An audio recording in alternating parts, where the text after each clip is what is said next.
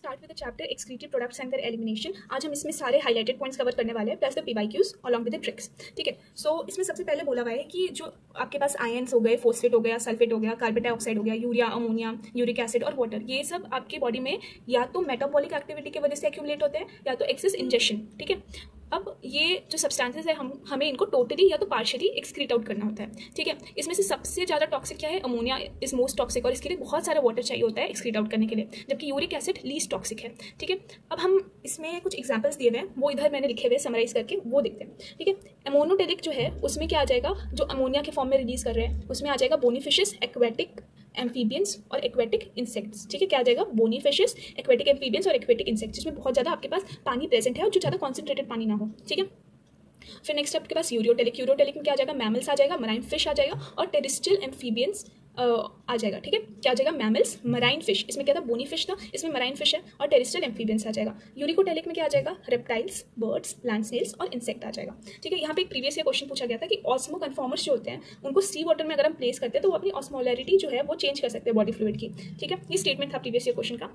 फिर नेक्स्ट एक और चीज़ पूछी गई थी कि जो शार्क और अर्थवॉर्म होते हैं वो दोनों ही किस में फॉल करते हैं? यूरियोटेलिक, लाइक हमारे तरह होते हैं वो। ठीक है, यूरिया एक्सक्रीट करते हैं तो यूरियोटेलिक। और ऑर्निथिन साइकिल जो होता है उससे हम CO2 और अमोनिया को रिमूव करते हैं। ये वही साइकिल है जिससे हम अमोनिया को यूरिया में कन्वर्ट करते हैं। ठीक है, अब फटाफट ये पैराग्राफ एक बार पढ़ लेते हैं, क्या क्या जरूरी है इसमें।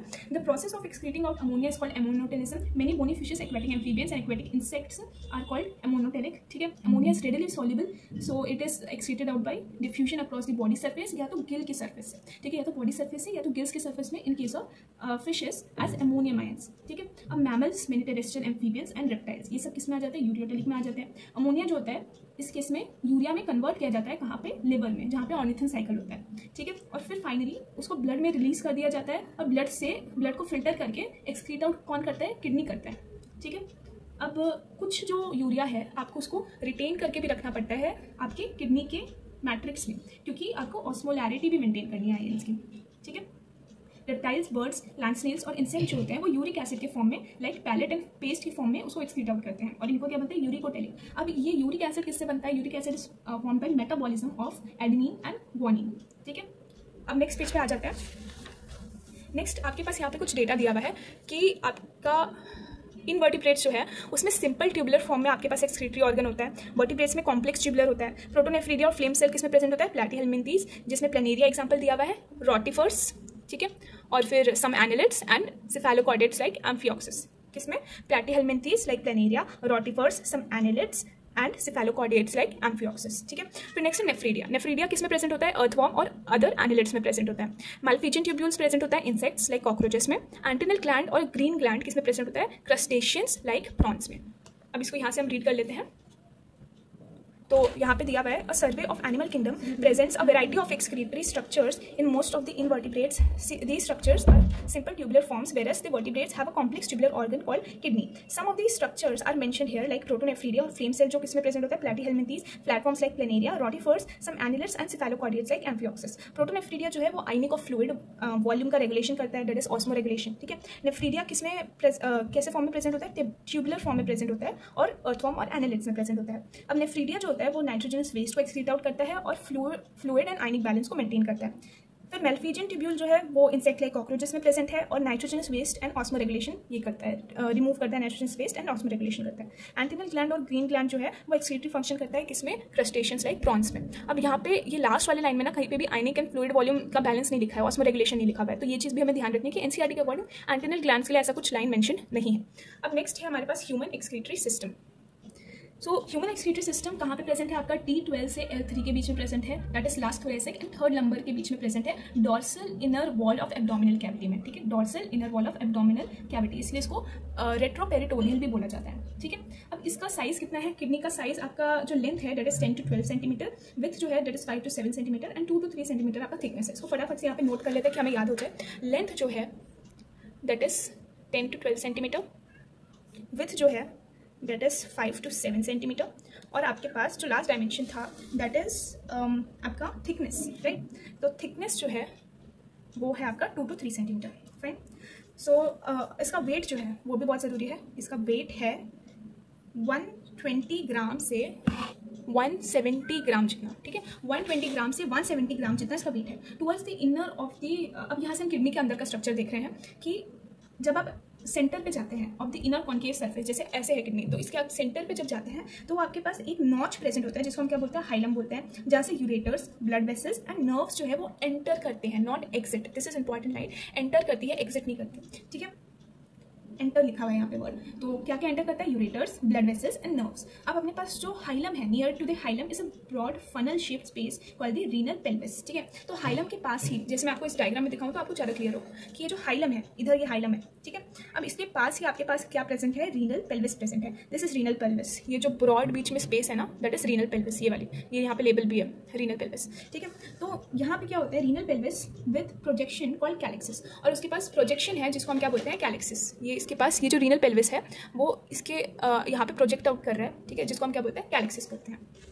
अब जो अपने पास नेक्स्ट है इधर कि जब अपने पास दी आउटर लेयर, हम किडनी को देखें तो उसके पास जो आउटर लेयर है उसको, वो कैसे टफ है और उसको कैप्सूल बोला जाता है, टफ कैप्सूल के फॉर्म में, ठीक है। इनसाइड द किडनी आपके पास जो जोन है, ठीक है, there are 2 zones, the outer cortex and the inner medulla. सबसे बाहर तो आपके पास क्या है, आपके पास कैप्सूल शेप में है वो, ठीक है। फिर उसके बाद अगर आप उसमें अंदर जाएँ तो उसमें आपके पास दो जोन्स है, ठीक है। 2 जोन्स क्या है, एक आपके पास है outer cortex and inner medulla. The medulla is subdivided into conical masses called medullary pyramids, जैसे इसमें है ना मेडुलरी पिरामिड्स है, सब डिवाइडेड है बहुत सारे कॉनिकल मासेस में, ठीक है। अब यहाँ पे ये मेडुलरी पिरामिड्स जो है दैट इज प्रोजेक्टिंग इनटू कैलिक्सिस। ये मेडुलरी पिरामिड्स जो है वो प्रोजेक्ट आउट किस में कर रहे हैं, कैलिक्सिस में प्रोजेक्ट आउट कर रहे हैं, ठीक है। So the cortex extend in between the medullary pyramid as renal column. यहाँ पे जो कॉर्टेक्स है, ये बाहर वाला रीजन कॉर्टेक्स है। अब ये क्या हो रहा है, रीनल कॉलम के तरह, as renal column called the column of Bertini. ये कहाँ पे एक्सटेंड आउट कर रहा है, इधर, ये कॉनिकल मासेस के बीच में, ठीक है। So the cortex extend between the medullary pyramids as renal column, और it is called more accurately like column of Bertini, ठीक है। अब ये जो कॉलम ऑफ बर्टीनी है, ये मैंने आपको यहाँ पे शो कर दिया है, रीनल कॉलम भी बोला जाता है। अब हर एक किडनी में कितना, 1 मिलियन नेफ्रॉन्स होते हैं, हर एक किडनी में कितने होते हैं, 1 मिलियन नेफ्रॉन्स, ठीक है। ये फंक्शनल यूनिट है आपकी किडनी के। Each nephron has 2 parts, that is glomerulus and renal tubule. तो एक कॉमन मिस्टेक होती है कि ग्लोमेरुलस और बोमेन्स कैप्सूल साथ में है, ये नहीं है, ठीक है। ग्लोमेरुलस एक पार्ट है, फिर आपका जो रीनल ट्यूब्यूल्स है उसमें आपका बोमेन्स कैप्सूल को हम गिनते हैं, ठीक है। So glomerulus and renal tubules. Glomerulus is a tuft of capillaries form by afferent arteriole. Glomerulus क्या है, एक टफ्ट ऑफ कैपिलरीज है, ठीक है। वो कैसे फॉर्म हो रहा है, एफरेंट आर्टीरियोल से, ठीक है। कुछ आर्टरीज जो है, आर्टीरियोल्स, आर्टरीज का थोड़ा पतला वाला वर्जन तो जो है वो आती है, ठीक है। वो एक टफ्ट फॉर्म करती है, मतलब वो एक गुच्छा फॉर्म करती है, और उसको हम क्या बोलते हैं, ग्लोमेरुलस बोलते हैं, ठीक है। So from blood from glomerulus is carried away by the efferent arteriole. अब जो ग्लोमेरुलस में ब्लड आ गया, ठीक है, यहाँ से आपका ब्लड आया ऐसे, फिर उसके बाद इसको जब हम आगे कैरी करेंगे तो वो इफरेंट आर्टीरियोल कैरी करेगा उसको, ठीक है। So the renal tubule begins with double, अगर हम, जैसे मैंने आपको बताया कि रीनल ट्यूब्यूल में आपका बोमेन्स कैप्सूल आता है, that is the first part, ठीक है। तो renal tubule begins with double walled cup like structure called Bowman's capsule. Double walled होता है, ये बोमेन्स कैप्सूल कैसा है, डबल वॉल्ड है आपका, ठीक है, which encloses the glomerulus. Glomerulus along with the Bowman's capsule is called the Malpighian body और द रीनल कॉर्पसल, ठीक है। तो रीनल कॉर्पसल भी बोला जाता है ग्लोमेरुलस और बोमेन्स कैप्सूल को साथ में, ठीक है। या तो आप क्या बोल सकते हैं उसको, मैल्फिजियन बॉडी भी बोल सकते हैं, ठीक है। तो मैल्फिजियन ट्यूब्यूल और मैल्फिजियन बॉडी में कंफ्यूज ना हुए, यहाँ पे मैल्फिजियन बॉडी इसके लिए वर्ड यूज़ किया हुआ है, ठीक है। अब नेक्स्ट आपके पास tubule continues further to form highly coiled network. अब ये जैसे आपके पास ये डायग्राम में शो किया हुआ है कि this is the afferent arteriole जो यहाँ पे आके गुच्छा बना रहा है ग्लोमेरुलस, और फिर उसके बाद ये जो बाहर जा रहा है that is the efferent arteriole, right. और यहाँ पे आपके पास बोमेन्स कैप्सूल है, ठीक है। अब ये बोमेन्स कैप्सूल आगे चल के बहुत हाईली कॉइल्ड स्ट्रक्चर बनाएगा, ठीक है। Highly coiled network, not structure, highly coiled network form कर रहा है, ठीक है, जो है PCT that is proximal convoluted tubule, ठीक है। सो अब यहाँ पे एक प्रीवियस क्वेश्चन है that collecting duct is not a part of uriniferous tubules, ठीक है। कलेक्टिंग डक्ट आपके यूनिफेरस ट्यूब्यूल में नहीं गिना जाता, ठीक है, तो उसको याद रखना है हमें। अब यहाँ पे जो कुछ डायग्राम्स हैं हम उसको स्टडी कर लेते हैं पहले आगे जाने से। तो यहाँ पे आपके पास पहले किडनी का डायग्राम दिया हुआ है। दिस इज नीचे आपका urethra, urinary bladder, ureter, dorsal aorta, ठीक है, ये डॉर्सल एओर्टा है, और फिर ये आपके पास है किडनी, ये आपके पास है रीनल वेन, ठीक है। अब ऐसे याद रखिएगा कि जो ऑक्सीनेटेड ब्लड है वो अच्छा है अपने लिए, ठीक है, तो वो हम आगे रखेंगे और बाकी चीज़ें पीछे रखेंगे। तो ये आपके पास ये चीज़ पीछे है और ये डॉर्सल एओर्टा आगे है, ठीक है। तो इसमें रीनल वेन जो है इधर लेबल्ड है, और ये जो ऊपर वाला है दैट इज रीनल आर्टरी, ठीक है। ये एड्रिनल ग्लैंड हो गया किडनी के ऊपर, और फिर ये क्या है, इंफीरियर वेना कावा, ठीक है। फिर ये क्या है, पर यहाँ पे नाम इसका याद रखिएगा, दिस इज डॉर्सल एओर्टा।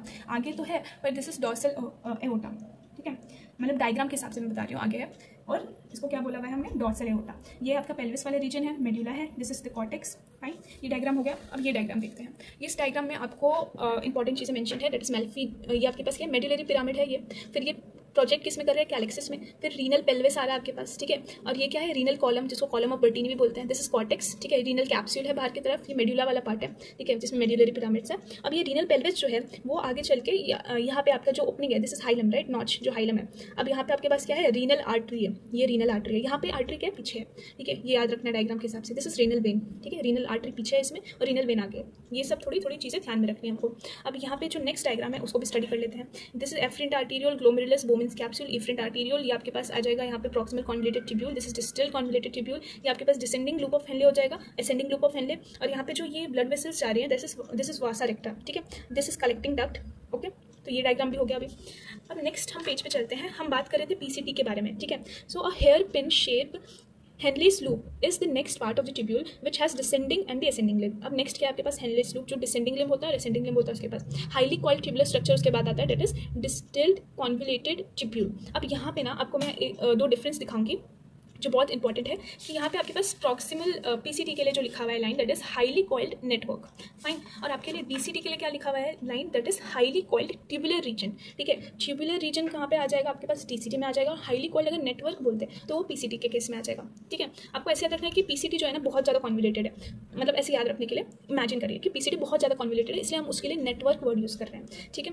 अब नेक्स्ट हमारे पास यहाँ पे है कि ये होने के बाद, डीसीटी होने के बाद एक स्ट्रेट ट्यूब आता है जिसको हम कलेक्टिंग डक्ट बोलते हैं। ये यूनिफरस ट्यूब्यूल का पार्ट नहीं है, ठीक है। It converge and open into renal pelvis. अब ये सारे कलेक्टिंग डक्ट जो है वो कन्वर्ज करते हैं, many of which converge and open into the renal pelvis through the medullary pyramids in the calyces, ठीक है। ये लाइन बहुत इंपॉर्टेंट है, इसमें कभी कभी कन्फ्यूजन होता है हमें, तो इसको एक बार फिर से पढ़ते हैं कि जो आपका कलेक्टिंग डक्ट है, बहुत सारा जो आपका नेफ्रॉन है उसका कलेक्टिंग डक्ट जो है वो कन्वर्ज करेगा और ओपन करेगा रीनल पेल्विस में। अब ये जो रीनल पेल्विस है वो कहाँ पे, मतलब किसके थ्रू ओपनिंग होगा, उसका मेडुलरी पिरामिड जो कैलेक्सिस में खुलेगा उसके थ्रू ओपनिंग होगा, ठीक है। अब यहाँ पे हमें एक डायग्राम शो किया हुआ है मेल्फिजियन कॉर्पसल का, ठीक है, मेल्फिजियन बॉडी और रीनल कॉर्पसल का, ठीक है। दिस इज एफरेंट आर्टीरियल, ठीक है, ये बोमेंस कैप्सूल हो गया, ग्लोमेरुलस हो गया, और this is efferent arteriole. Afferent arteriole यहाँ से हमें क्लियरली दिख रहा है कि this is of thicker diameter. ये भी याद रखना है कि ये अब बहुत सारे लोग बोलेंगे एनसीईआरटी में कहीं पे लिखा नहीं है, पर ये डायग्राम में मेंशन है, ठीक है, this is thicker in diameter. अब नेक्स्ट यहाँ पे मेल्फिजियन कॉर्पसल के बारे में बात करते हैं। The Malpighian corpuscle, PCT and the DCT of the nephron are situated in the cortical region, ठीक है। पीसीटी हो गया, डीसीटी हो गया, मेल्फिजियन कॉर्पसल जो हो गया, वो सब कहाँ पे, कॉर्टिकल रीजन में। जबकि लूप ऑफ हेनले जो होता है वो मेडुला में डिप करता है। Majority of loop of Henley जो होता है वो काफ़ी शॉर्ट होते हैं और बहुत ही लिटिल जाते हैं, very little into the medulla. Such nephrons क्या बोलते हैं, हम उनको कॉर्टिकल नेफ्रॉन्स बोलते हैं, और ये 85% ज़्यादा अगर आपके क्या है कॉर्टिकल नेफ्रॉन्स है।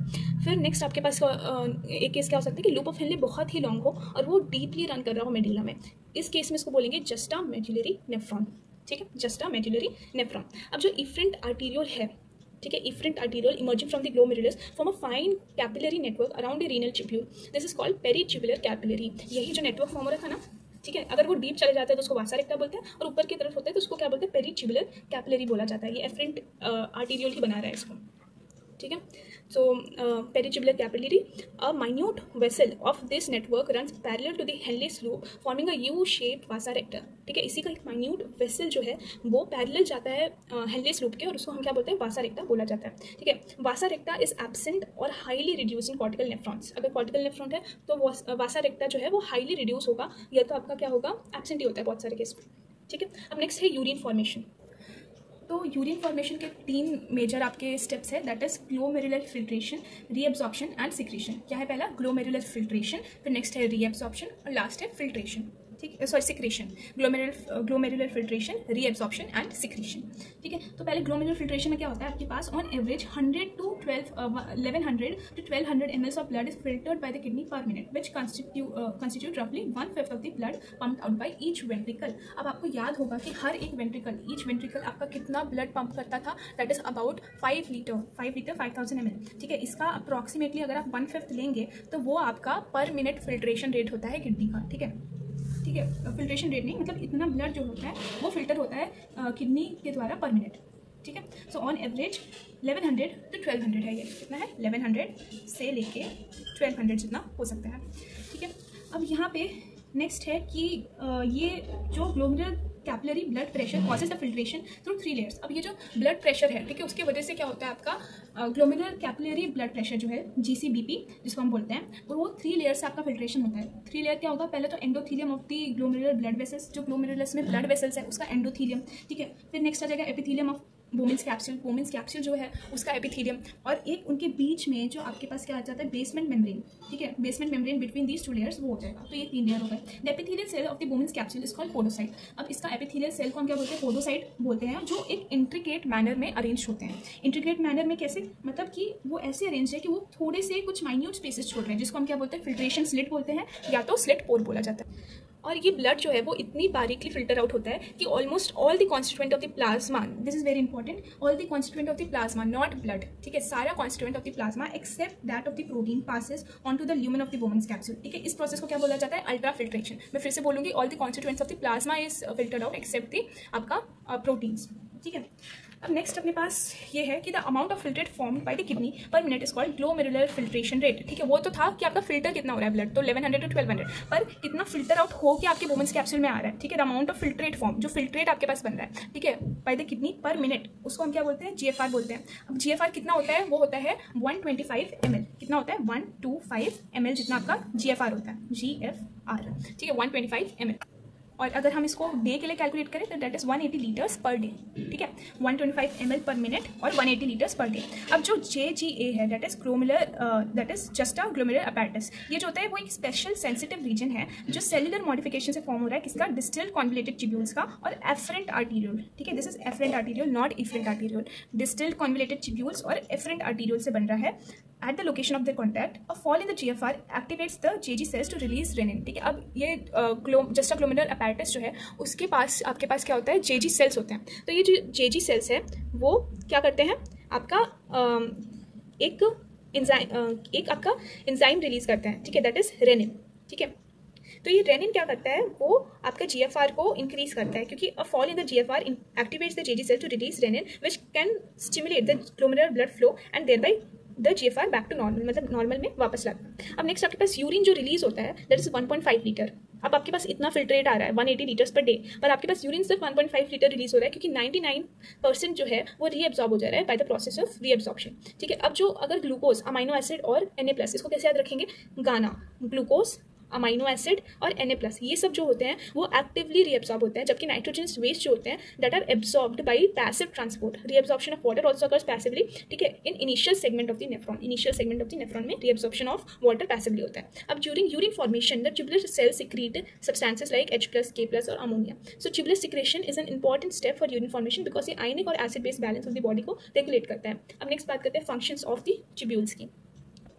ये जो पैराग्राफ है ये बहुत इंपॉर्टेंट है, क्योंकि इसमें काफ़ी चीज़ें जो हम भूल सकते हैं, तो हम इसको मेमोराइज करते हुए चलेंगे, ठीक है। पहले आपके पास प्रॉक्सिमल कॉन्वोल्यूटेड ट्यूब्यूल PCT जो होता है वो simple cuboidal brush border epithelium से कवर होता है, जिसकी वजह से आपका सरफेस एरिया जो है वो इंक्रीज हो जाता है। Nearly all the essential nutrients 70 to 80% of the electrolytes and water, electrolytes भी है, ठीक है, 70 to 80% of the electrolytes and the water are reabsorbed in this segment. Nearly सारे एसेंशियल न्यूट्रिएंट्स 70 to 80% इलेक्ट्रोलाइट्स और वाटर जो है वो इस सेगमेंट में रीअब्सॉर्ब हो जाते हैं। PCT also helps to maintain the pH and ionic balance। अब यहाँ पे देखिए, यहाँ पे pH बैलेंस भी है, आयनिक बैलेंस भी है, ये चीज़ ध्यान में रखें, ठीक है। फिर नेक्स्ट है ये सिलेक्टिव सिक्रीशन और कुछ चीज़ों का सिलेक्टिव सिक्रीशन भी होता है, ठीक है। जैसे क्या हो गया आपका हाइड्रोजन आयंस हो गया, अमोनिया हो गया, ठीक है, into the filtrate and absorption of HCO3- from it, ठीक है। अब इसको समराइज करते हुए यहाँ पे मैंने लिखा हुआ है, एब्जॉर्प्शन किसका होता है, all the essential nutrients 70 to 80% of electrolytes and water, HCO3- का भी एब्जॉर्प्शन होगा और NaCl का भी एब्जॉर्प्शन होगा, ठीक है। हमें याद रखना है ये चीज़ कि HCO3- का एब्जॉर्प्शन होता है वापस, ठीक है, और NaCl जो है उसका भी एब्जॉर्प्शन होता है, ठीक है। और सिक्रीशन किसका होता है, H+ एंड NH3 का सिक्रीशन होता है। अब इसमें जो बड़े बड़े कंपाउंड्स हैं ना वो देखेंगे आप एब्जॉर्ब हो रहे हैं, ठीक है, और जो छोटे मोटे कंपाउंड्स हैं वो रिलीज आउट हो रहे हैं, तो ऐसे भी आप याद रख सकते हैं। अब नेक्स्ट है हेनलेस लूप। तो हेनलेस लूप में क्या होता है, reabsorption is minimum in the ascending limb, however in ascending limb However, this region plays a significant role in maintaining the high osmolarity of the medullary interstitium। यहाँ पे आपका osmolarity जो medullary interstitium का है वो इंक्रीज होता है, क्योंकि यहाँ पे क्या होता है आपका रीअब्जॉर्प्शन जो है वाटर का वो बहुत ही मिनिमम है। The descending limb of loop of Henle is permeable to water। ascending limb जो था वो रीअब्जॉर्ब, हाँ असेंडिंग लिम्ब जो था वो किसके परमिएबल था, आपके कुछ आयंस के लिए परमिएबल था, ठीक है। जबकि आपका जो डिसेंडिंग लिम्ब है वो किसके लिए परमिएबल है, that is permeable to water but almost impermeable for electrolytes. This concentrates the filtrates as it moves down, जब वो नीचे जाएगा तो फिल्ट्रेट कॉन्सेंट्रेट होगा और ऊपर जाने पर फिल्ट्रेट क्या होगा, और आपका डाइल्यूट हो जाएगा, ठीक है। The ascending limb is impermeable to water but allows the transport of electrolytes actively or passively, ठीक है। एक्टिवली भी इलेक्ट्रोलाइट्स हो सकते हैं और पैसिवली भी ट्रांसपोर्ट हो सकते हैं, ठीक है। तो इसकी वजह से ऊपर जाते हुए वो डाइल्यूट हो जाएगा। अब अपने पास डिसेंडिंग लिम्ब ऑफ हैंडले में क्या है, it is permeable to water and impermeable to electrolytes. Ascending limb में क्या है, it is impermeable to water but permeable to electrolytes, actively या पैसिवली हो सकते हैं। और कुछ NaCl जो है वो भी आपके पास जो है असेंडिंग लिम्ब में वो आपके पास रीअब्सॉर्ब होता है, क्योंकि असेंडिंग लिम्ब इलेक्ट्रोलाइट्स के लिए परमिएबल है, राइट। अब नेक्स्ट बात करते हैं डिसेंडिंग लिम्ब DCT के बारे में। तो DCT जो है that is it is responsible for conditional reabsorption of Na+, किसके रीअब्सॉर्प्शन के लिए, Na+ के कंडीशनल रीअब्सॉर्प्शन। आपको याद होगा जो आपका वो अगर हम आगे पढ़ते हैं एल्डोस्टेरॉन के बारे में तो वो यहाँ पे एक्ट करता है, ठीक है। एल्डोस्टेरॉन या ADH, एल्डोस्टेरॉन एक्ट करता है किस पर, मैं देख लेती हूँ, कंफर्म कर लेती हूँ, ठीक है। एल्डोस्टेरॉन ही एक्ट करता है। तो एल्डोस्टेरॉन जो है वो यहाँ पे एक्ट करता है, जिसकी वजह से आपका जो कंडीशनल रीअब्सॉर्प्शन होता है किसका, Na+ एंड वाटर का होता है। सो DCT is also capable of reabsorption of HCO3- and selective secretion. मैंने आपको बताया था HCO3- जहाँ पे भी आए वो हमेशा रीअब्सॉर्प्शन में आएगा, ऊपर भी रीअब्सॉर्प्शन में आ रहा था, यहाँ पे भी एब्सॉर्प्शन में आ रहा है, ठीक है। और selective secretion of hydrogen, potassium and NH3। ऊपर क्या आ रहा था, सिर्फ हाइड्रोजन और पोटेशियम आ रहा था, यहाँ पे K+ भी आ गया एक्स्ट्रा, ठीक है। तो ये याद रखना है। हाइड्रोजन तो सबसे बेसिक ऐसा तो हम बोलेंगे उसको स्टार्टिंग में रख दिया हमने, फिर K+ इधर लिखा है हमने, ठीक है, क्योंकि K+ सोडियम और पोटेशियम पंप से याद रख लीजिए कि उन दोनों को साथ में हमने DCT में रखा हुआ है, ठीक है। So conditional reabsorption of Na+ and water होता है आपके पास, ठीक है। और सिक्रीशन किसका होता है आपका, हाँ, और एब्सॉर्प्शन HCO3- और NaCl का भी होता है। सिक्रीशन होगा आपका सिलेक्टिव सिक्रीशन, जिसमें आपका H+, K+ एंड NH3 का सिक्रीशन हो सकता है, ठीक है, to maintain the pH and sodium potassium balance, ठीक है। अब यहाँ पे एक और मेंशन किया हुआ है सोडियम पोटेशियम बैलेंस, और इसी में एक प्रीवियस क्वेश्चन भी था कि सोडियम पोटेशियम होम्योस्टेसिस जो होता है वो DCT मेंटेन करता है, ठीक है। एक और क्वेश्चन था प्रीवियस ईयर की एक्टिव रीअब्सॉर्प्शन ऑफ Na+ कौन करवाता है, तो एक्टिव रीअब्सॉर्प्शन ऑफ Na+ करवाता है PCT। ये प्रीवियस क्वेश्चन में लिखा हुआ था, ठीक है। सो यहाँ पे ये सब चीज़ें कवर हो गई। इसमें ज़्यादातर भूल जाने वाली चीज़ें यही है कि यहाँ पे K+ नहीं आता, ठीक है। और एक और इंपॉर्टेंट चीज़ ये है कि यहाँ पे क्या हो रहा था, आपके पास आयनिक बैलेंस हो रहा था, pH बैलेंस हो रहा था, और इसमें क्या हो रहा है, यहाँ पे आपके पास सोडियम पोटेशियम बैलेंस हो रहा है, pH बैलेंस हो रहा है। मतलब इस वाले में आपका आयनिक बैलेंस मेंशन नहीं है, हालांकि वो सोडियम पोटेशियम बैलेंस मतलब आयनिक बैलेंस ही होता है, ठीक है। तो ये हो गया कवर। अब नेक्स्ट यहाँ पे एक डायग्राम दिया हुआ है अपने को, ये है अपने पास आपका बोमेन्स कैप्सूल, ठीक है, ग्लोमेरुलस। यहाँ आपके पास 90% of the buffer of HCO3- होता है आपके पास, ठीक है। सो प्रॉक्सिमल कॉन्वोल्यूटेड ट्यूब्यूल जो होता है उसमें आइसोटोनिक कॉन्सेंट्रेशन होता है, ये भी प्रीवियस क्वेश्चन है। अब यहाँ से जो आपके पास PCD आता है और ये DCT है, दिस इज हेनलेस लूप। तो डिसेंडिंग लूप ऑफ हेनले जो होता है वो H2O के लिए परमिएबल होता है, ठीक है। इसकी वजह से यहाँ पे आपके पास कैसा बन जाता है सॉल्यूशन, दिस इज हाइपोटोनिक बन जाता है। अंदर वाला सॉल्यूशन के बारे में बात कर रही हूँ, ठीक है। तो फिल्ट्रेट कैसा हाइपोटोनिक बन जाता है, और यहाँ पे फिल्ट्रेट कैसा हाइपोटोनिक बन जाता है, क्योंकि NaCl जो है वो लीव करता है। अब यहाँ पे एक चीज़ जरूरी है कि descending limb of loop of Henle का thin segment ascending limb of loop of Henle से ज़्यादा होता है। ये दिख रहा है ना, यहाँ पे ये ज़्यादा पतला है और यहाँ पे ये पतला वाला रीजन काफ़ी कम है, ठीक है। तो descending limb of loop of Henle का थिन सेगमेंट ज़्यादा होता है ascending limb of loop of Henle से, यहाँ पे हाइपोटोनिक हो जाता है। अब यहाँ से जो कुछ NaCl है वो रिलीज होता है, और यूरिया को ये जो यूरिया है और डिसेंडिंग लिम्ब, यूरिया जो है वो descending limb of loop of Henley और आपका कलेक्टिंग डक्ट इन सब के बीच में सर्कुलेट कर रहा होता है, ठीक है। तो कलेक्टिंग डक्ट से यूरिया वापस से रीअब्सॉर्ब होता है और वाटर भी रीअब्सॉर्ब होता है। और यहाँ पे ये चीज़ें तो हो गई कि मेड्यूला है, ये कॉर्टेक्स है। यहाँ पे ये दोनों रीजन थोड़ा सा कंफ्यूजिंग हो सकता है आपके लिए, क्योंकि देखिए यहाँ पे HCO3- एब्सॉर्ब हो रहा है, NaCl एब्सॉर्ब हो रहा है जो मैंने आपको बताया, ठीक है। H2O रीअब्सॉर्ब हो रहा है, ठीक है। H+ सिक्रीट हो रहा है, आपके पास NH3 भी सिक्रीट हो रहा है, और यहाँ पे K+ को रीअब्सॉर्ब करते हुए दिखाया हुआ है। पर हमने इसको करेक्शन करना है कि K+ इसमें डलता है, हालांकि इनके टेक्स्ट में तो K+ भी मेंशन नहीं है, ठीक है। अब नई NCERT में कुछ चेंज हुआ हो तो मुझे अभी उसके बारे में तो नहीं पता, ये मेरे पास जो थी वो लास्ट ईयर की NCERT है। अब नेक्स्ट यहाँ पे क्या है, डिस्टिल कॉन्वोल्यूटेड ट्यूब्यूल। तो डिस्टिल कॉन्वोल्यूटेड ट्यूब्यूल में क्या है, NaCl जो है वो रीअब्सॉर्ब हो रहा है, ठीक है। H2O रीअब्सॉर्ब हो रहा है, और HCO3- रीअब्सॉर्ब हो रहा है, K+ सिक्रीट हो रहा है, NH3 भी सिक्रीट होता है और H+ भी सिक्रीट होता है, ये तो पहले जैसे ही, ठीक है। अब नेक्स्ट हम कलेक्टिंग डक्ट के बारे में बात करते हैं। कलेक्टिंग डक्ट जो होता है उसमें large amount of water could be reabsorb. तो अगर आपके पास ऐसा स्टेटमेंट आ जाए कि from where large amount of water could be reabsorb, तो कलेक्टिंग डक्ट लिखना है, हमें PCD नहीं लिखना, ठीक है। PCD जो था उसमें भी वाटर रीअब्सॉर्ब हो रहा था, ठीक है, पर लार्ज अमाउंट अगर आपके पास ये वर्ड आ जाए तो ये आपको कलेक्टिंग डक्ट के लिए टिक करना है, ठीक है। सो कॉन्सेंट्रेटेड यूरिन बनता है इसके वजह से, passage of small amount of urea into the medullary interstitium keep up with the osmolarity. अब आपके पास पीएच मेंटेनेंस होता है और आयनिक बैलेंस मेंटेनेंस होता है। अब इसका स्टेटमेंट वो पहला पीसीडी के जैसा ही है, ठीक है। और सिलेक्टिव सिक्रीशन भी होता है यहाँ पे किसका, H+ और K+ का। हमने यहाँ से NH3 को हटा दिया है, ठीक है। NH3 अब यहाँ पे हम एब्जॉर्ब नहीं करेंगे, हम यूरिया एब्जॉर्ब कर रहे हैं, NH3 एब्जॉर्ब नहीं करेंगे, ठीक है। हम K+ और H+ को भी एब्जॉर्ब करते हैं, तो वाटर ही एब्जॉर्ब हो रहा है, ठीक है। Urea into the medullary interstitium जा रहा है और सिक्रीशन किसका हो रहा है सिलेक्टिवली, आपका H+ और K+ का। अब नेक्स्ट है mechanism of concentration of filtrate. So mammals के पास कॉन्सेंट्रेशन ऑफ फिल्ट्रेट का एक एबिलिटी होता है, ठीक है। तो हेनलेस लूप और वार्सा रेक्टा ये काम करते हैं। They the flow of filtrate in the two limbs of Henle's loop is opposite to that of the limbs of vasa recta. तो ये जो अगर फिल्ट्रेट ऐसे जा रहा है तो आपका जो वार्सा रेक्टा में ब्लड है वो ऐसे जा रहा होगा, ठीक है। तो अपोजिट सेंस में ये दोनों मूव करते हैं, तो इसी चीज़ को हम क्या बोलते हैं, काउंटर करंट पैटर्न में ये मूव करते हैं। Henle's loop and the vasa recta as well as the counter current mechanism helps in maintaining and increasing osmolarity towards the inner medullary interstitium that is from 300 milliosmoles per litre से cortex में जो रहता है, ठीक है। Inner medulla में जब हम जाते हैं तो कितना हो जाता है, 1200 मिली ऑस्मोमोल पर लीटर हो जाता है। The gradient is mainly caused by NaCl and urea. This is very important, ठीक है। हमें ऐसा लगता है कि शायद वाटर के मूवमेंट से बहुत ज़्यादा यूरिन कॉन्सेंट्रेट हो जा रहा है, पर नहीं, यहाँ पे लाइन क्या लिखा है, the gradient is mainly caused by NaCl and urea. तो NaCl जो होता है आपके पास that is transported by the ascending limb of the loop of Henle which is exchange with the descending limb of vasa recta. तो ascending limb में आपको पता है वो इलेक्ट्रोलाइट्स के लिए परमेबल है, तो NaCl उससे मूव करेगा असेंडिंग लिम्ब से, ठीक है। और वो एक्सचेंज किससे हो जाएगा, descending limb of the vasa recta से। वासा रेक्टा वो NaCl को अंदर ले लेगा। So NaCl is return to the interstitium by the ascending portion of the vasa recta. अब जब हम ascending portion of vasa recta के बारे में बात करते हैं, जैसे दिस इज डिसेंडिंग लूप, ठीक है, तो यहाँ पे असेंडिंग पोर्शन आएगा आपके पास वासा रेक्टा का, और यहाँ पे वापस से NaCl जो है वो आपके उसमें यहाँ पे लिखा हुआ है NaCl return to the interstitium by the ascending portion of the vasa recta. तो ascending portion of the vasa recta से आपका जो NaCl है वो वापस इंटरस्टिशियम में चला जाएगा, जैसे इस डायग्राम में शो किया हुआ है। जैसे 300 से 1200 के बीच में दिया हुआ है, 300, 600, 900 एंड 1200, ठीक है। अब यहाँ पे आपको दिखाया हुआ है कि यहाँ पे NaCl जो असेंडिंग पोर्शन है उससे रीएब्जॉर्ब हो रहा है, मतलब सॉरी ये मेडुलरी इंटरस्टिशियम में जा रहा है, और यहाँ पे NaCl क्या हो रहा है, एब्जॉर्ब हो रहा है from this segment of the loop of Henley, ठीक है। यहाँ पे देखिए NaCl निकल रहा है जो यहाँ पे चला जा रहा है, और यहाँ पे H2O निकल रहा है, ठीक है, और इधर NaCl निकल रहा है, ये descending limb of loop of Henle से। यहाँ से भी काफी सारा वाटर निकल रहा है, ठीक है। This is Vasa रेक्टा, this is आपका नेफ्रॉन दिया हुआ है, ठीक है। This is cortex, this is outer medulla, और ये इनर मेड्यूला है। इनर मेड्यूला में आपका रीजन आता है 900 एंड 1200, और आउटर मेड्यूला में 600, 300 एंड सॉरी आउटर मेड्यूला में सिर्फ 600 आता है, और कॉर्टेक्स में आपके पास 300 मिली ऑस्मोमोल्स पर लीटर आता है, ठीक है। तो ये भी बाइफर्केशन याद रखना है। कॉर्टेक्स में क्या आता है, 300 आता है, आउटर मेड्यूला में 600 आता है, इनर मेड्यूला में 900 एंड 1200 आता है, ठीक है। So a small amount of urea, हाँ यहाँ पे थे हम, NaCl is returned to the interstitium by the ascending portion of vasa recta. Similarly, a small amount of urea enters a thin segment of the ascending limb of loop of Henle, which is transported back to the interstitium by the collecting duct, ठीक है। तो कुछ amount of urea यहाँ पे absorb होता है जो बाकी वापस interstitium में कहाँ से जाता है, आपके collecting duct से जाता है। सो इसको हम क्या बोलते हैं, काउंटर करंट मैकेनिज्म बोलते हैं। अब यहाँ पे कुछ क्वेश्चन पूछे गए थे, that is hypotonicity is minimum in the cortical region. Hypertonic region of course cortical region में कम होगा और मेडुला वाले रीजन में ज़्यादा होगा, ठीक है। Concentration of urine depends on the length of loop of Henley, ठीक है। ये भी एक स्टेटमेंट था।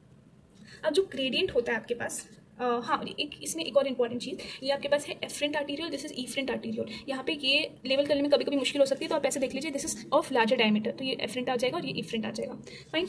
अब नेक्स्ट अपने पास है कि जो ग्रेडियंट है इन द मेडुलरी इंटरस्टिशियम,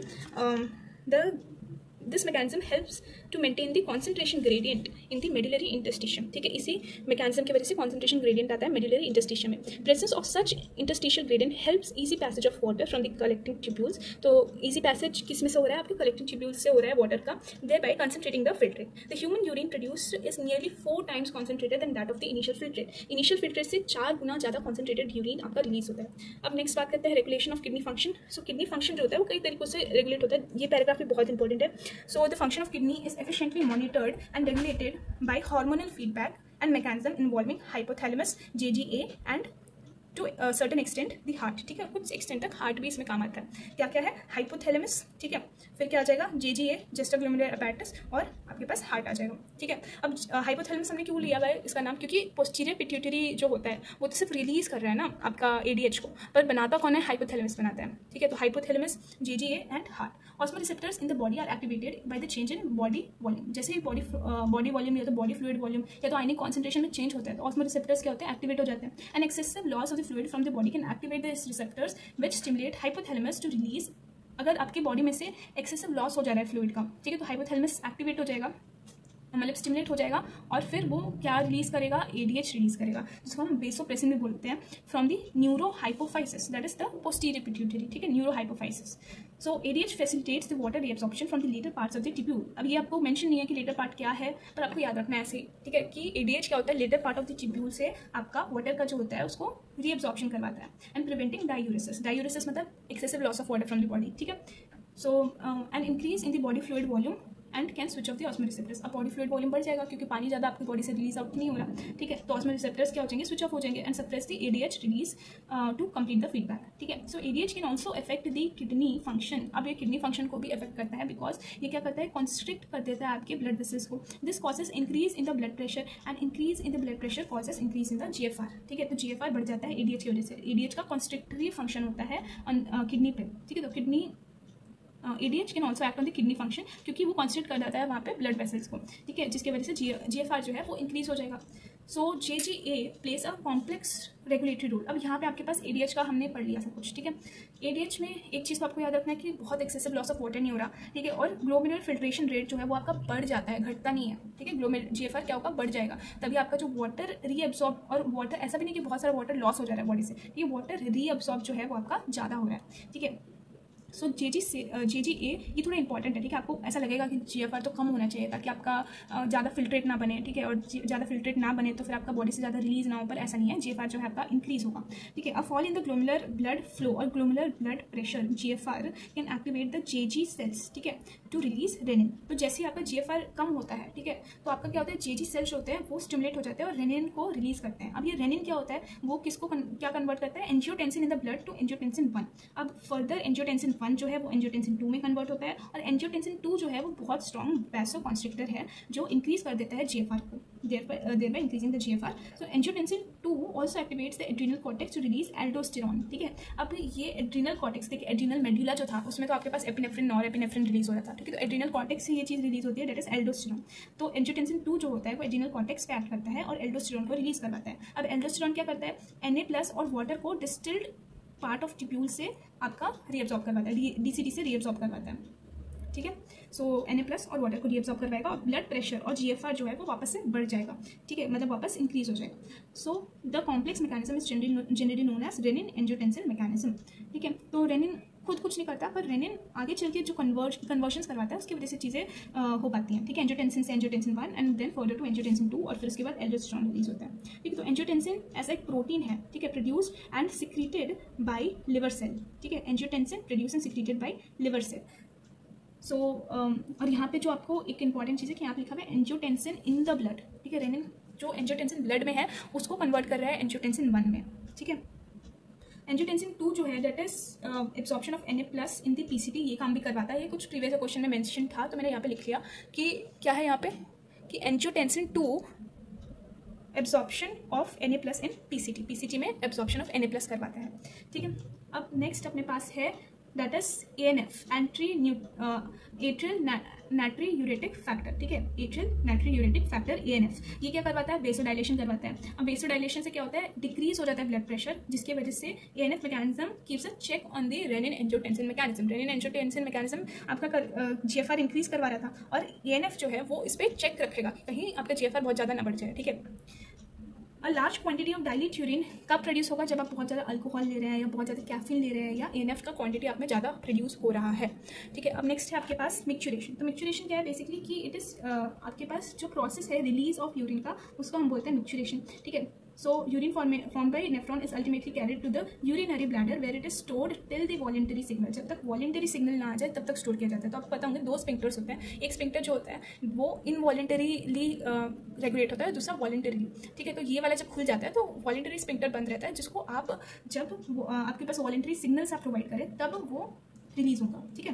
तो the stretch receptors on the wall of the bladder send the signal to CNS, ठीक है. तो स्ट्रेच रिसेप्टर जो आपके वॉल ब्लैडर के वॉल्स पे जो आपके स्ट्रेच रिसेप्टर्स प्रेजेंट है वही सिग्नल भेजते हैं किसको, सेंट्रल नर्वस सिस्टम को. अगर हम ये प्रीवियस ये क्वेश्चन है कि अगर हम ये सारे रिसेप्टर्स को कम्प्लीटली रिमूव कर दें तो मिक्चुरेशन की प्रोसेस नहीं हो पाएगी, क्योंकि आपका जो यही क्योंकि आपका क्या होगा, स्फिंक्टर ही नहीं खुलेगा, सिग्नल ही नहीं जा रहा CNS तक, ठीक है. तो initiate the contraction of the smooth muscle of the bladder to initiate the contraction of the smooth muscle of the bladder and to simultaneously relaxation of the urethral sphincter causing the release of the urine। तो CNS तक जब आपके पास message चला जाता है तो ये सारी चीज़ें होती हैं। अब मिक्चुरेशन, इस चीज़ को हम क्या बोलते हैं, this is called micturition reflex. ये पूरी चीज़ को क्या बोलते हैं, the process of release of urine is called micturition and the neural mechanism is called micturition reflex. And adult human average कितना 1 to 1.5 litre of urine produce करता है per day. ठीक है, स्लाइटली एसिडिक होता है, इसका pH कितना होता है, 6 होता है। ठीक है, pH कितना होता है, 6 होता है। अब ऑन एवरेज आपके पास कितना 25 to 30 gram of urea present होता है, एक्सक्रीटेड आउट होता है पर डे। ठीक है, दिस इज पर डे। इसमें कन्फ्यूजन हो सकता है क्योंकि ये बहुत कम क्वांटिटी है ना, तो आपको लगेगा कि नहीं ये तो आपका पर डे नहीं होना चाहिए, पर ये पर डे ही दिया हुआ है। दैट इज आपका 25 to 30 gram of urea is excreted per day. अब ग्लूकोज अगर आपके यूरिन में प्रेजेंस आती है उसके, तो हम उसको बोलते हैं ग्लाइकोसूरिया, और अगर कीटोन बॉडीज की प्रेजेंस होती है आपके यूरिन में तो कीटोन्यूरिया बोलते हैं। और ये दोनों ही इंडिकेटिव है फॉर डायबिटीज मेलाइटिस। ठीक है, और अगर बहुत ज़्यादा आपका वाटर आ रहा है आपके यूरिन में, ठीक है, बहुत ज़्यादा डाइल्यूट यूरिन है, तो हम उसको क्या बोलते हैं, डायबिटीज इंसिपिडस। ये डायबिटीज मेलाइटिस है, वो डायबिटीज इंसिपिडस है। अब नेक्स्ट है role of other organs in excretion. तो लंग्स जो होता है वो CO2 का एलिमिनेशन करवाते हैं, कितना अबाउट 200 ml पर मिनट जितना CO2 आपका एक्सक्रीट आउट होता है। लिवर जो है वो लार्जेस्ट ग्लैंड है। ठीक है, liver is the largest gland.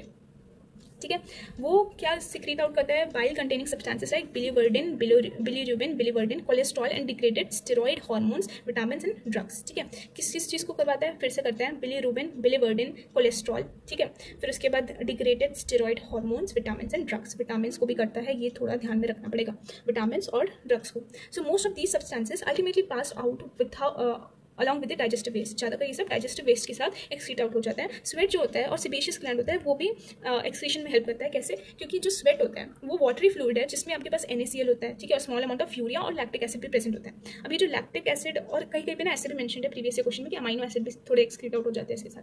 ठीक है, तो क्या है ये चीज़ हमें ध्यान रखनी है कि वाटरी फ्लूइड है जिसमें NaCl है, ठीक है, स्मॉल अमाउंट ऑफ यूरिया है और लैक्टिक एसिड है। 3 चीज़ें, NaCl, small amount of urea and lactic acid. ठीक है, और इसका प्राइमरी फंक्शन तो होता है कूलिंग से रिलेटेड, पर ये रिमूवल ऑफ ये NaCl, urea and lactic acid के लिए भी हेल्पफुल होता है। नेक्स्ट है सेबेशियस ग्लैंड। सेबेशियस ग्लैंड आपके स्टेरॉइड्स, हाइड्रोकार्बन और वैक्सेस थ्रू द सीबम को एक्सक्रीट आउट करता है। एक प्रोटेक्टिव ऑयली कवरिंग प्रोवाइड करता है स्किन को। ठीक है, do you know that small amount of nitrogenous waste भी आपके सलाइवा से एक्सक्रीट आउट होता है। अब नेक्स्ट है disorders related to excretory system. So अगर यूरिया में आपके ब्लड आ जाए, ठीक है, एक्यूमुलेशन ऑफ यूरिया, सॉरी आपके ब्लड में अगर यूरिया आ जाए, ठीक है, अगर आपके ब्लड में यूरिया आ जाए तो हम उसको क्या बोलते हैं, यूरेमिया बोलते हैं, विच में लीड टू किडनी फेलियर। इसकी वजह से क्या हो सकता है, किडनी फेलियर होता है, क्योंकि किडनी इस चीज़ को फिल्टर करेगी तो बहुत ज़्यादा यूरिया का एक्यूमुलेशन हो जाए, तभी तो वो ब्लड में आ रहा है। ठीक है, तो किडनी फेलियर हो जाता है। फिर इस केस में हम क्या कर सकते हैं, इन सच पेशेंट हमें हीमोडायलिसिस का प्रोसेस कर सकते हैं, जिसमें आपका जो होता है blood is drain from a convenient artery. एक कन्वीनियंट आर्टरी से आप ब्लड को ड्रेन आउट करेंगे, उसको डायलाइजिंग यूनिट या तो आर्टिफिशियल किडनी में डालेंगे। ठीक है, अब ये जो डायलाइजिंग यूनिट होता है उसमें डालने से पहले हमें एंटी कोएगुलेंट लाइक हिपैरिन डालना होगा, क्योंकि होता क्या है कि आपका जो ब्लड होता है वो आपके बॉडी में कोएगुलेट तो नहीं कर रहा, पर जब वो बाहर जाएगा तो कोएगुलेट करना शुरू हो जाएगा, तो उसके लिए हमें एंटी कोएगुलेंट लाइक हिपैरिन डालना होता है। ठीक है, तो हम ऐसे याद रखेंगे, हिपैरिन डालेंगे। अब आपको ऐसा भी लगेगा कि हिपैरिन एंटी कोएगुलेंट है या कोएगुलेंट है, तो हम इसको ऐसे याद रख सकते हैं कि हर हाल में हमें हिपैरिन तो डालना ही है स्टार्टिंग में, हर हाल में, तो हर हाल से हम याद रखेंगे हिपैरिन। ठीक है, so the unit contains a coiled cellophane tubule surrounded by fluid coiled dialysing fluid. अब इसमें आपके पास जो ये यूनिट है उसमें कॉइल्ड सिलोफिन ट्यूब्यूल होते हैं, ट्यूब्स होते हैं, जिसके आजू बाजू फ्लूइड होता है जिसको बोलते हैं डायलाइजिंग फ्लूइड, और इसका हमेशा सेम कॉम्पोजिशन होता है as that of the plasma. ठीक है, not of the blood, it is similar to the plasma except for the nitrogenous waste. तो जो आपकी पोर्स है सिलोफिन मेम्ब्रेन में, उसके वजह से ग्रेडियंट की वजह से, कॉन्सेंट्रेशन ग्रेडियंट की वजह से मॉलिक्यूल्स होते हैं वो पास आउट होते हैं। ठीक है, so the nitrogenous waste are absent in the dialysing unit, तो इसकी वजह से कॉन्सेंट्रेशन ग्रेडियंट के हेल्प से वो रिमूव आउट हो जाता है ब्लड से। ठीक है, so the cleared blood is pumped back to the vein after adding anti heparin. अब हम वापस से क्या डालेंगे, एंटी हिपैरिन डालेंगे और उसको ब्लड में वापस डाल देंगे। So this method is uremic patient के लिए हम बहुत सारे यूज़ करते हैं। ठीक है, सो kidney transplant is ultimate method in correction of acute renal failure. अब यहाँ पे कंफ्यूजन हो सकता है, ये थोड़ा सा रॉन्ग वे में लिखा हुआ है, क्योंकि जो एक्यूट रीनल फेलियर, एक्यूट मतलब जो शॉर्ट टाइम के लिए रहता है, ठीक है, तो एक्यूट रीनल फेलियर जो है, ठीक है, और क्रॉनिक जो होता है वो that is for long time. अगर लॉन्ग टाइम है तभी तो आपको क्या होगा, किडनी ट्रांसप्लांटेशन करवाना होगा, एक्यूट में तो नहीं करवाना होगा। पर ये एनसीईआरटी की लाइन है कि एक्यूट रीनल फेलियर में आपका किडनी ट्रांसप्लांटेशन होगा, और वो क्लोज रिलेटिव के में ही करते हैं। ठीक है, अब नेक्स्ट रीनल कैल्कुलाई, वो क्या होता है, दैट इज स्टोन्स और insoluble mass of crystallised salts like oxalates अगर आपके किडनी में फॉर्म हो जाते हैं तो उसको बोलते हैं रीनल कैल्कुलाई। नेक्स्ट है नेफ्राइटिस, ठीक है। ये क्या होता है? इन्फ्लामेशन ऑफ ग्लोमेरुलाई, ठीक है, जिसमें पीछे आइटिस लग जाता है, उसका मतलब ही होता है इन्फ्लामेशन। अब कुछ प्रीवियस ईयर क्वेश्चन पूछे गए थे, फिर हम समरी पे चलते हैं। यहाँ पे जो पूछा गया था, that is kidney releases erythropoietin, kidney erythropoietin release करता है फॉर आरबीसी प्रोडक्शन। दूसरा ये पूछा गया था कि डायलाइसिंग यूनिट आर्टिफिशियल किडनी को ही एक और नाम दिया था हीमोडायलाइजर, ठीक है, तो कंफ्यूज नहीं होना, हीमोडायलाइजर मतलब आर्टिफिशियल किडनी, डायलाइजिंग यूनिट। फिर next failure of kidney to form urine, इसको क्या बोलते हैं? एन्यूरिया, ठीक है। फिर नेक्स्ट है यहाँ पे net filtrate pressure, net filtration pressure. तो नेट फिल्ट्रेशन प्रेशर किसके बराबर होता है?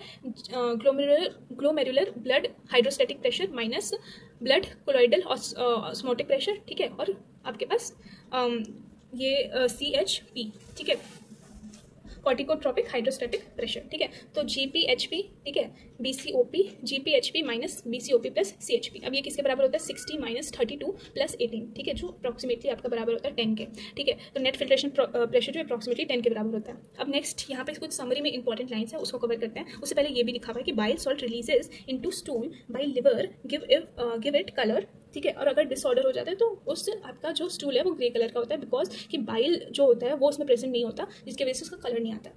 अब यहाँ पे है that they not only eliminate nitrogenous waste but also help in maintaining ionic and acid base balance of the body fluid, ठीक है। ये सारे एक्सक्रीटरी ऑर्गन्स के लिए लिखा हुआ है।